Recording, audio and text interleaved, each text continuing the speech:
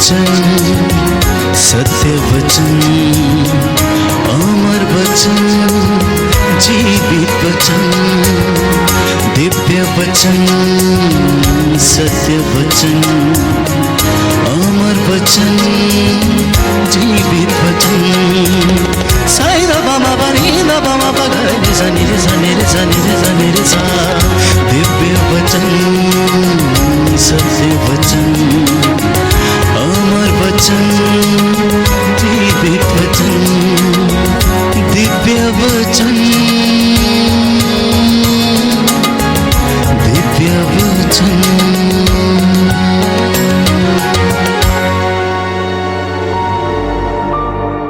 प्रियजनों, प्रार्थना हमारे जीवन का एक अभिन्न अंग है। जब हम प्रार्थना करते हैं तो हम ये विश्वास करते हैं कि परमेश्वर हमारी प्रार्थना को सुनता है, और वचन भी इस विषय में साक्ष्य देता है। यशायाह नबी का ग्रंथ अध्याय 65 पद संख्या 2, प्रभु कहता है कि तू हमारी प्रार्थनाओं को सुनता है, इसलिए लोग तेरे पास आते हैं। जब भी हम प्रार्थना करते हैं हम यीशु से जुड़ जाते हैं। हम अकेले प्रार्थना नहीं करते हैं, परंतु प्रभु यीशु हमारे साथ मिलकर प्रार्थना करता और पिता से बिछवई करता है हमारे लिए, सारी मानव जाति के लिए, सारी मानव जाति के संरक्षण के लिए। और प्रभु का वचन हमें बताता है कि यीशु स्वयं अपने पवित्र लहू के द्वारा हमारे लिए मध्यस्थता करता है। उसका पवित्र लहू जिसे उसने क्रूस के ऊपर मेरे और आपके लिए बहा दिया, उसका वो लहू पिता से कराह कराह कर प्रार्थना करता है कि तेरे इन बच्चों पर दया कर। हम वचन में पढ़ते हैं यूहन्ना का सुसमाचार अध्याय 17 कि प्रभु ने प्रार्थना की, उस महापुरोहित की प्रार्थना अपने पिता से कि हे पिता, अब तक मैं संसार में था, लेकिन परंतु अब मैं तेरे पास आ रहा हूँ। जब तक मैं संसार में था तब तक मैंने इनकी देखभाल की, परंतु अब मैं तेरे पास आ रहा हूँ, अब तू ही इनकी देखभाल कर। तो वचन इस बात का साक्ष्य देता है कि प्रभु हमारे लिए प्रार्थना करता है। ना केवल वचन, परंतु हम ये भी जानते हैं कि प्रभु यीशु पिता के दाहिने विराजमान है, बाइबल हमें बताती है, और वह नित्य प्रतिदिन हमारे लिए निवेदन करता है।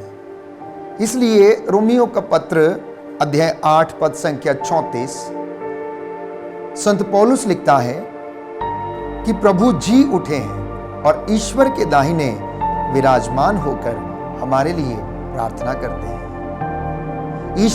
ईश्वर के दाहिने प्रभु यीशु विराजमान है, वो बैठा हुआ है और हमारे लिए दिन रात प्रार्थना करता है। पिता से यही पुकार पुकार कर कहता है, हे पिता तेरे इन बच्चों की रक्षा कर, हे पिता तेरे इन बच्चों को सुरक्षित रख, हे पिता तेरे इन बच्चों को प्रलोभन से बचा, हे पिता तेरी इच्छा इनके जीवन में पूरी हो जाए। उसने अपने चेलों को प्रार्थना करना सिखाया और उस प्रार्थना में उसने कहा, हे हमारे पिता तू जो स्वर्ग में, तेरा नाम पवित्र माना जाए, तेरा राज्य आए, तेरी इच्छा जैसे स्वर्ग में है वैसे इस पृथ्वी पर भी पूरी हो। ईश्वर अपनी इच्छा को हमारे जीवन में पूरा करना चाहता है। यीशु ने यही प्रार्थना भी की और पिता से कहा कि तेरी इच्छा जैसे स्वर्ग में है वैसे इनके परिवारों में भी पूरी हो जाए। और आज इसीलिए लोग प्रभु के पास जाते हैं, निवेदन करते हैं, तीर्थ यात्राएं करते हैं, चढ़ावे चढ़ाते हैं, हाथों को उठाते हैं, घुटनों पर आते हैं। क्यों करते हैं ऐसा? क्योंकि हर एक व्यक्ति, धर्मशास्त्र इस बात को बताता है कि विश्वास करता है कि ईश्वर प्रार्थनाओं को सुनता है। बाइबल हमें बताती है कि दरिद्र की प्रार्थना जब वो करता है तो बादलों को चीरते हुए परमेश्वर के कानों में चली जाती है। वो ऐसा परमेश्वर है जो सुन सकता है। हमारा ईश्वर इब्राहिम, इसहाक और याकूब का ईश्वर जो सुन सकता है, वो बोल सकता है। उसने ऐसा किया, उसने सदियों से लोगों के साथ बोला, नबियों के द्वारा बोला। उसने मूसा से बात की, अपने नबियों से बात की, और उसने अपनी उपस्थिति के प्रमाण दिए। इब्रानियों के पत्र अध्याय 7 पद संख्या 25 में हम पढ़ते हैं कि यीशु का लहू जो मेरे और आपके लिए बहाया गया था, वो हमारी सुरक्षा के लिए पुकारता रहता है। यीशु ने जो लहू अपना बहाया, वो मेरी और आपकी सुरक्षा के लिए पुकारता रहता है। तो हमें यीशु के अनुग्रह पर अनुग्रह निरंतर मिलता रहता है। ये बात मसीहियों को अपने जीवन में आत्मसात करने की और विश्वास करने की आवश्यकता है। कोई भी व्यक्ति जब प्रार्थना करता है तो यूं ही प्रार्थना न करे। आप विश्वास के साथ, दृढ़ता के साथ, उद्देश्य के साथ कि आपकी प्रार्थना सुनी जाती है, इस तरह से प्रार्थना करें। क्योंकि प्रार्थना हमारे हृदय के तारों को परमेश्वर से जोड़ती है। जिस तरह से मैं और आप एक दूसरे से मोबाइल पर बात करते हैं, तो इन दो लोगों के बीच में जो जोड़ने का माध्यम होता है वो मैग्नेटिक वेव्स होती हैं। ऐसे ही हमारी आत्मा की वेव्स, हमारे हृदय के अंतरतम की वेव्स परमेश्वर से जुड़ जाती हैं जब हम उसमें लीन हो जाते हैं, जब हम अपने हाथों को उठाते हैं, जब हम उसके सामने घुटनों पर आ जाते हैं। तो प्यारे भाइयों और बहनों, वो हमारी प्रार्थना को सुनता है। क्योंकि बाइबल इसकी गवाह है। जब अमालेकियों और इजराइलियों के बीच युद्ध चल रहा था, तो मूसा ने योशुआ से कहा, तुम जाओ, तुम इन्हें ले जाओ और तुम लड़ो और मैं तुम्हारे लिए प्रार्थना करूंगा। उसने अपने हाथों को उठाया और वो पिता से निरंतर प्रार्थना करने लगा।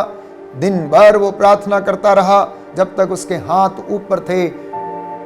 इजरायली जीतते रहे। जैसे उसके हाथ नीचे गिरते थे, वैसे ही वे हारने लगते थे। प्रमाण यह था कि मूसा की प्रार्थना परमेश्वर के कानों में पहुंच रही थी और उसे और सुरक्षा प्रदान कर रहा था। इसलिए इजरायली लोग जीतते जाते थे। तो यीशु का अनुग्रह पर अनुग्रह हमें मिलता है जब हम उसकी हुजूरी में आते हैं, जब हम उसके चरणों में बैठते हैं, जब हम मनन चिंतन करते हैं, तो वो हमारी प्रार्थना को सुनता है और इसलिए हम बने रहते हैं। जानते हैं आप क्यों बने हैं? जानते हैं आप क्यों सुरक्षित हैं? जानते हैं कि आपका घर भरा पूरा क्यों है? क्योंकि यीशु का अनुग्रह पर अनुग्रह आपके घर में बना हुआ है, इसलिए आप बने हुए हैं। यीशु जीवित है, इसलिए आप भी जीवित हैं और मैं भी जीवित हूं। अगर यीशु जिंदा ना होता तो शायद मेरा और आपका विश्वास भी जिंदा ना होता। तो प्रभु यीशु मृतकों में से जी उठा है, इसलिए प्यारे भाइयों और बहनों, मैं और आप भी उसके साथ जी उठे हैं। इसलिए शोक गीत अध्याय 3 पद संख्या 22 और 23, book of lamentations chapter 3 verses 22 and 23, कि उसकी कृपा हमेशा हमेशा बनी रहती है।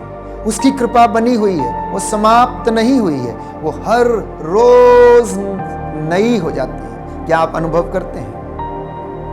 अपने आप से पूछिए, अपनी आत्मा से पूछिए, क्या आप इस कृपा को रोज अपने जीवन में अनुभव करते हैं या नहीं?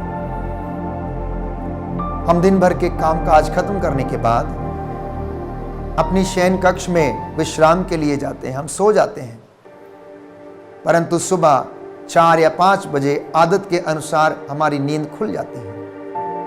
कितने लोग ऐसे हैं जिनकी नींद नहीं खुलती? कितने लोग ऐसे हैं जिनके जीवन में शायद ये कृपा बनी नहीं रहती कि वो दूसरा दिन देख सके, नया दिन देख सके। कितने लोगों के जीवन में ये कृपा नहीं है कि वह अच्छा भोजन कर सके। हो सकता है कि कष्ट के कारण, हो सकता है किसी बीमारी के कारण। जब तक मैं और आप स्वस्थ रहते हैं, वो कृपा हमारे जीवन में बनी रहती है। दुख में और कष्ट में भी अगर हम उसे याद करते हैं तो वो हमारे दुखों को हल्का करता है, हमारे दुखों को कम करता है, हमें सांत्वना देता है। मेरे पुत्र मेरी पुत्री घबरा मत, मैं तेरे साथ हूं। आज आप जितने भी लोग इस वचन को सुन रहे हैं, प्रभु आपको आशीष प्रदान करेगा, वो आपको चंगाई प्रदान करेगा, क्योंकि वो चाहता है कि वो आप लोगों को ब्लेस करे, वो चाहता है कि आप लोगों के जीवन में उसकी रूह का मसा छाया रहे। वो चाहता है कि आप उसके अधीन रहें। वो चाहता है कि आप उसके साथ जीवन बिताएं। इसलिए वचन हमें बताता है कि प्रार्थना के माध्यम से आप इस कृपा को क्या करते रहें? नया बनाते रहें, नया बनाते रहें, नया, रोज नया बनाएं। You must renew your spirit every day with the Lord. आपको अपनी आत्मा को और विचारों को रोज नया बनाते रहने की आवश्यकता है। और प्रभु यीशु आपको ब्लेस करेगा, क्योंकि उसकी कृपा तो झरने के समान है जो निरंतर बहता रहता है।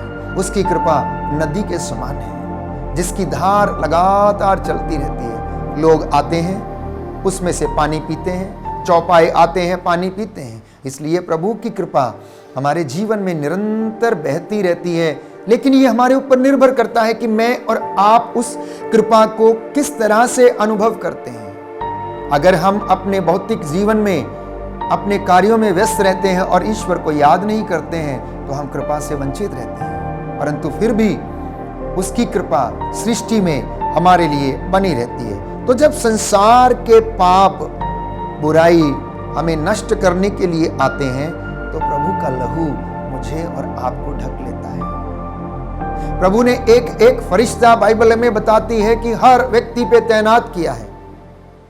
भजन संहिता 91 पद संख्या 12 से आगे हम पढ़ते हैं कि प्रभु का वचन कहता है कि वो अपने दूतों को आदेश देता है कि वो तुम्हें हाथों पर उठा लेते हैं ताकि गिरने पर तुम्हारे पैरों को पत्थर से चोट ना लगे। अब जरा गौर कीजिए कि अगर एक व्यक्ति गिरता है या 10 व्यक्ति गिरते हैं और उनको फरिश्तों को आदेश दिया गया है कि वो उन्हें गिरने पर संभालें, तो हर व्यक्ति के लिए एक एक फरिश्ता उनके आगे आगे रहता और पीछे रहता, उन्हें संभालता है। यह परमेश्वर की कृपा आपके और मेरे जीवन में रहती है। इसलिए जब आप कहते हैं कि आज मैं दुर्घटना से बच गया, बाल बाल बच गया, दुर्घटना होने ही वाली थी, तो ये आप बच नहीं गए, परंतु आप बचा लिए गए। आप बचा लिए गए क्योंकि ईश्वर की कृपा आपके जीवन पर बनी हुई थी। तो यीशु, आपने हमें पवित्र लहू से खरीदा है, ये रोज दोहराने की आवश्यकता है। हर मसीह को यह वचन दोहराने की आवश्यकता है कि हे प्रभु, आपने मुझे अपने लहू से खरीदा, लहू की एक एक बूंद बहाकर खरीदा है, इसलिए मुझे नष्ट ना होने दे। प्रियजनों, बाइबल हमें बताती है कि ये दिन बुरे हैं, ये दिन बुरे हैं। इस दुनिया में पाप का बोलबाला है, भ्रष्टाचार का बोलबाला है, हर प्रकार के अंधकार की शक्तियों का, तंत्र मंत्र, जादू टोना, ओझाई का बोलबाला है। हर व्यक्ति इन सारी चीजों की ओर भागता है और आकर्षित होता है और अपने जीवन में प्रलोभनों में फंस जाता और जीवन को नष्ट करता है। लेकिन प्यारे भाइयों और बहनों, प्रभु यीशु जो नए विधान का मध्यस्थ है, वो हमारे लिए प्रार्थना करता है। इब्रानियों के पत्र अध्याय 12 पद संख्या 24 में हम पढ़ते हैं कि नवीन विधान के मध्यस्थ ईसा मसीह प्रभु के दाहिने विराजमान है, जिनका छिड़काया हुआ रक्त हाबिल के रक्त से भी कहीं अधिक कल्याणकारी है। जिनका रक्त हाबिल के रक्त से भी कहीं अधिक ज्यादा कल्याणकारी है। हमारे संसार में अब नहीं, शुरू से ही बलियां चढ़ाई जाती हैं ईश्वर को प्रसन्न करने के लिए, इस विचार के साथ कि ये लोगों के पापों को हरेंगी, इस विचार के साथ कि ये लोगों के श्राप बंधन को क्षमा दिलाने में सामर्थ्य रहेंगी। अगर किसी पशु की बलि से पाप क्षमा हो सकते हैं, प्यारे भाइयों और बहनों, तो इंसान ने जो अपना रक्त बहाया, उसके बलिदान से कितने पाप क्षमा होंगे और मुक्ति मिलेगी। ये मुझे और आपको विचार करने की आवश्यकता है। और बाइबल हमें वही बताती है कि प्रभु यीशु ने इन सारी बलियों को समाप्त कर स्वयं अपने आप को बलि चढ़ा दिया। वो पिता का प्रतिबिंब था, वो पिता का प्रतिरूप था। इसलिए उसने कहा, जिसने मुझे देखा उसने पिता को देखा है। जैसा पिता है वैसा यीशु दिखता है, वैसा ही उसने करने का भी प्रयास किया और लोगों को उस प्रेम का अनुभव कराया। तो यीशु आपको अपना जीवन देता है, यीशु ने आपको अपना लहू दिया। हमें अपने लहू से उसने शुद्ध किया, हमें पवित्र किया और हम अपने पापों के कारण मर न जाएं। इसलिए परमेश्वर चाहता था कि ईसा मेरे और आपके पापों के लिए, मानव जाति के पापों के लिए प्रायश्चित करे। ईसा नहीं चाहते थे कि हम पाप में मर जाएं। वो नहीं चाहते थे कि मौत हमारे ऊपर राज्य करे, इसलिए उन्होंने मौत को हराया, मौत पर फतह पाया।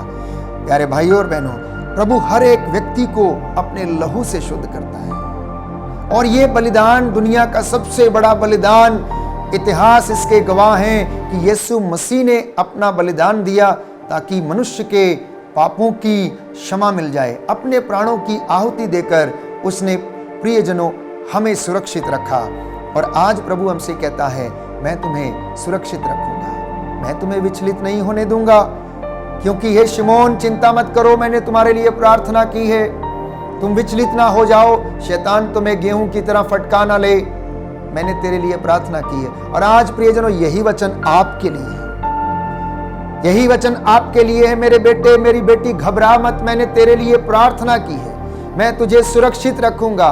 अगर तू मुझ में रहेगी, मुझ में रहेगा तो मैं भी तुझ में रहूंगा, क्योंकि जो डाली मुझ में रहती है बहुत फल उत्पन्न करती है। क्या आप चाहते हैं कि फल उत्पन्न करें? तो परमेश्वर के साथ रहना, उससे वादा करना, जैसा कि प्रभु ने कहा कि मांगो और मिलेगा, खटखटाओ और खोला जाएगा, ढूंढो और तुम पाओगे। प्रभु से कहना, प्रभु मैं अपने जीवन में वादा करता हूं, प्रभु मैं आपके प्रति ईमानदार, वफादार और आज्ञाकारी बना रहूंगा। इन बुरे दिनों में मेरी सहायता कर, इन बुरे दिनों में मेरी रक्षा कर। यूहन्ना का सुसमाचार अध्याय 16 पद संख्या 19 में कि ये वचन आपके और मेरे जीवन में पूरा हो जाए।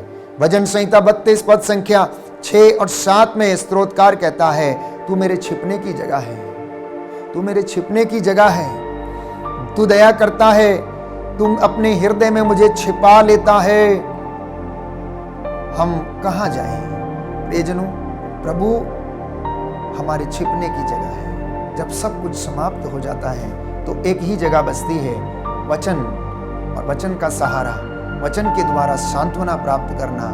प्रियजनों, ये विश्वास मुझे और आपको अपने जीवन में प्रभु प्रदान करना चाहता है। इसलिए यूहन्ना का सुसमाचार अध्याय 14 पद संख्या 20, आप यीशु में हैं और यीशु आप में है। मसीहों को यह विश्वास करना है कि यीशु आप में है और आप यीशु में रहते हैं, वो आपके आसपास है, यीशु आपके ऊपर है, यीशु आपके साथ है। इसलिए उसने हमें 3 लेयर प्रोटेक्शन प्रदान किया है। और ये 3 लेयर प्रोटेक्शन क्या है? पिता, पुत्र और पवित्र आत्मा। पिता जो सृष्टि करता है, पुत्र जो मुक्तिदाता है, स्वयं ईश्वर है, और पवित्र आत्मा जो हमारा सहायक है, हमें प्रेरणा देता, हमें वरदान प्रदान करता है, जो हमारा आश्रय है। इसलिए स्तोत्रकार कहता है अध्याय 32 पद संख्या 7 में कि प्रभु तू मेरा आश्रय है, तू संकट में मेरा उद्धार करता है, तू शांति के गीत मुझे गाने देता है। नबी सफन्या का ग्रंथ अध्याय 3 पद संख्या 17, प्रभु का वचन कहता है कि वो मेरे कारण आनंद मनाता है। परमेश्वर हमारे लिए आनंद मनाता है। जानते हैं कब?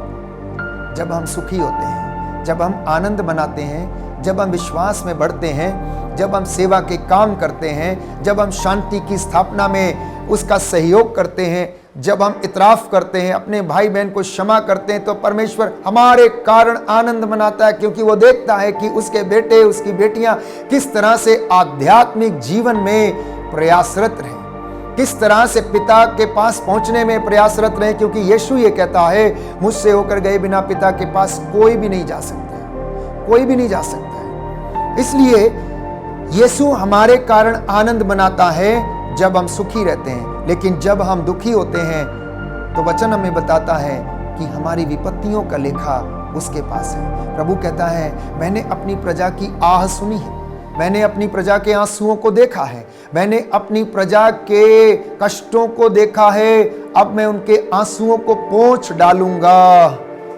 अब मैं उनकी विपत्तियों में उन पर दया करूंगा, उनकी सहायता करूंगा, मैं उनके घावों पर पट्टी बांधूंगा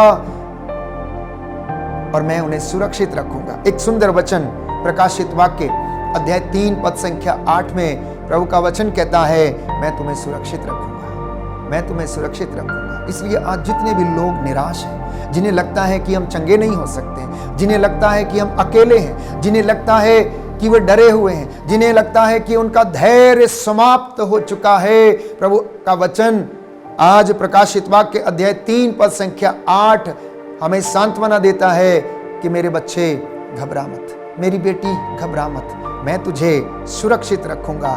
क्योंकि यशायाह नबी के द्वारा उसने कहा अध्याय 54 पद संख्या 17 में कि तेरे विरुद्ध गढ़ा हुआ हर एक शस्त्र अब ना पनपेगा, मैं उसे पनपने ना दूंगा। इसलिए आप विश्वास करना कि आपके खिलाफ यदि कोई षड्यंत्र रचा गया है तो प्रभु यीशु ये कहता है कि मैं उसे पनपने ना दूंगा, मैं उसे समाप्त करूंगा। अब तू उसका खंडन करेगी, अब तू उसका खंडन करेगी। इसलिए रोमियो के नाम संत पौलुस का पत्र अध्याय 8 पद संख्या 26 बाइबल हमें बताती है कि आत्मा आपकी अगुवाई करेगा। इन सारे कामों को करने के लिए, परमेश्वर से रिश्ता जोड़ने के लिए, परमेश्वर में बने रहने के लिए पवित्र आत्मा आपकी सहायता करेगा। इसलिए अपने परिवार में प्रभु को प्रथम स्थान दें, अपने परिवार में उसका आदर करें, अपने परिवार में वचन का आदर करें, क्योंकि वचन अज्ञानता के अंधेरे को दूर करके ज्ञान की ज्योति हमारे जीवन में जलाता है। और जब हम वचन से अवगत होते हैं, जब हम वचन रूपी सामर्थ्य को ग्रहण करते हैं, तो वो हमारे आंखों को खोल देता है और हम उसकी बातों को सुन सकते हैं, समझ सकते हैं और हमारा रिश्ता उसके साथ दृढ़ होने लगता है। तो इसलिए पुनः एक बार स्तोत्रकार कहता है अध्याय 32 पद संख्या 8 में कि अगर हमारा शरण स्थान ईश्वर है, जो हमें शिक्षा देता है, जो हमें मार्ग दिखाता है, जो हमें परामर्श देता है, जो हमारी रक्षा करता है, तो आत्मा आपकी अगुवाई करेगा और वो पवित्र आत्मा के द्वारा ऐसा करता है। इसलिए आइए हम प्रभु का शुक्रिया अदा करें इस वचन के लिए कि मैं तुम्हें सुरक्षित रखूंगा, तुम्हें डरने की आवश्यकता नहीं है, मैं तुम्हारे घावों को चंगा कर दूंगा, तुम मुझ में रहो और मैं तुम में रहूंगा। इस वचन के द्वारा आपके जीवन में उद्धार आ जाए, चंगाई आ जाए, शांति आ जाए, आपके घर ब्लेस हो, आपकी खेती बाड़ी ब्लेस हो, आपके घर के आटा गूंदने की परात ब्लेस हो, आपके बच्चे ब्लेस हो। प्रभु यीशु आप सभी लोगों को आशीष प्रदान करे, आत्मा आपकी अगुवाई करे, अपने वरदानों से आपको भर दे। यीशु का लहू आप पर छिड़कता हूं, हर एक व्यक्ति यीशु के नाम से उसके पवित्र लहू से मसा हो जाए, ब्लेस हो जाए और प्रभु हमें चंगाई प्रदान करे। आमीन।